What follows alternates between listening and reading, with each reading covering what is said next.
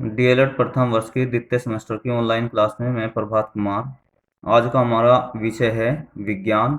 और विज्ञान में हमने पहले लेक्चर में कार्य व ऊर्जा जो हमारा अध्याय है उसको डिस्कस किया था।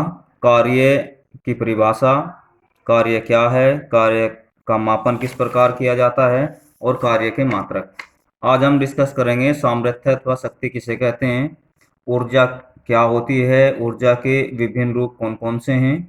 सबसे पहले डिस्कस कर लेते हैं सामर्थ्य अथवा शक्ति किसे कहते हैं। सामर्थ्य या शक्ति कार्य करने की क्षमता को शक्ति अथवा सामर्थ्य कहते हैं। किसी व्यक्ति द्वारा जो कार्य करने की क्षमता होती है उसी को हम शक्ति अथवा सामर्थ्य कहते हैं। सामर्थ्य बराबर क्या होता है, किया गया कार्य बटे समय, अर्थात सामर्थ्य पावर पी ले लेते हैं, किया गया कार्य वर्क का टी लेते हैं, समय का टी। इस प्रकार पी बराबर डब्ल्यू अपॉन टी प्राप्त होता है हमें फॉर्मूला। सामर्थ्य का मात्रक जूल प्रति सेकंड होता है। जूल जो कार्य का मात्रक होगा वो ऊपर आ जाएगा, जो समय का मात्रक होगा वो नीचे आ जाएगा, अर्थात जूल प्रति सेकंड। एक जूल प्रति सेकंड को हम क्या कहते हैं, एक वाट कहते हैं। एक वाट बराबर एक जूल प्रति सेकंड। सामर्थ्य के मात्रक को हम एक वाट भी कहते हैं। और सामर्थ्य का एक अन्य मात्रक है अश्वशक्ति। एक अश्वशक्ति यानी कि हॉर्स पावर बराबर होता है 746 वोट। ऊर्जा क्या है, अब ऊर्जा के बारे में पढ़ लेते हैं। किसी वस्तु की कार्य करने की कुल क्षमता उस वस्तु की ऊर्जा कहलाती है। किसी वस्तु की जो कार्य करने की कुल क्षमता होती है उस वस्तु की ऊर्जा कहलाती है, अर्थात उस प्रत्येक वस्तु में जिसमें कुछ कार्य करने की क्षमता होती है में ऊर्जा निहित होती है, उसी को हम ऊर्जा कहते हैं। जैसे चाबी भरी घड़ी की स्प्रिंग, जब हम चाबी भरी घड़ी की स्प्रिंग घड़ी की सुइयों को चला सकती है। जब हम घड़ी में क्या करते हैं, चाबी भरते हैं, तो चाबी भरने का अर्थ ये होता है वो घड़ी कुछ घंटों तक चलती रहती है। पुनः फिर हम उसमें चाबी भरते हैं तो घड़ी की सुइयों को चला सकती है। जो चाबी भरी जाती है उसमें एक ऊर्जा निहित हो जाती है। ऊर्जा एक अदिश राशि है, इसका मात्रक वही होता है जो कार्य का मात्रक होता है। अतः एसआई पद्धति में ऊर्जा का मात्रक जूल है, जिसे संकेत जे द्वारा प्रदर्शित किया जाता है।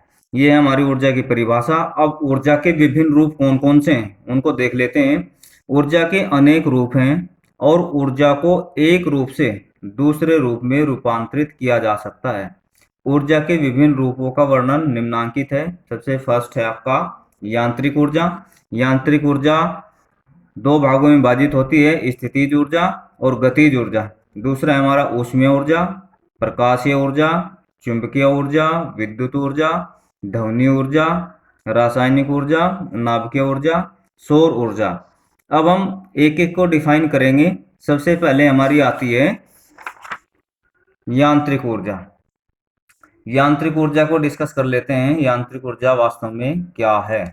किसी वस्तु की अपनी गति या स्थिति के कारण कार्य करने की क्षमता को उस वस्तु की यांत्रिक ऊर्जा कहते हैं। किसी विशेष गति या स्थिति के कारण किसी वस्तु में कार्य करने की जो क्षमता होती है उसे यांत्रिक ऊर्जा कहते हैं। यांत्रिक ऊर्जा दो प्रकार की होती है।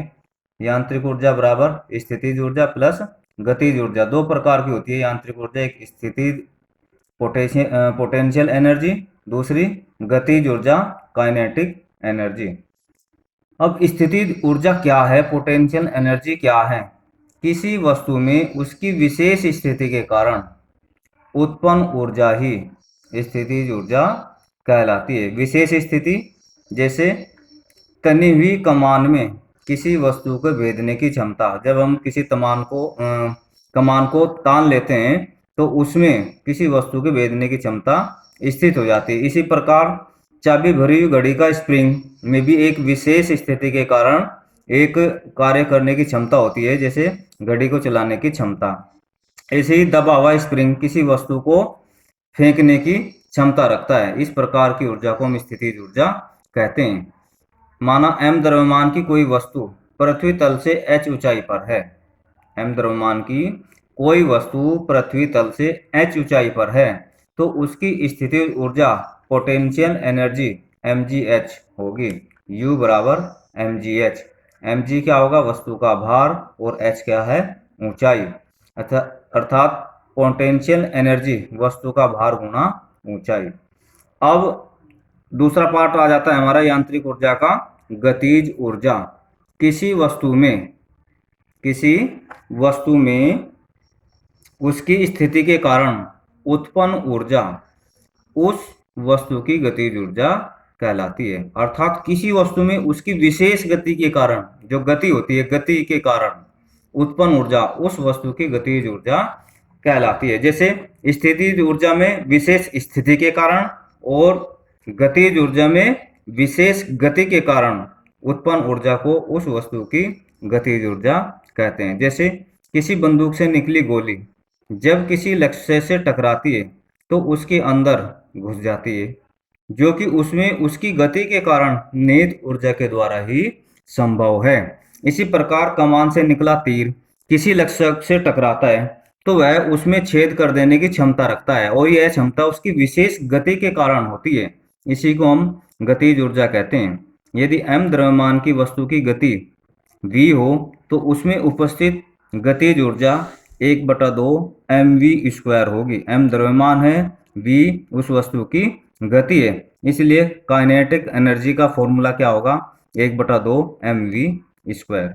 धन्यवाद।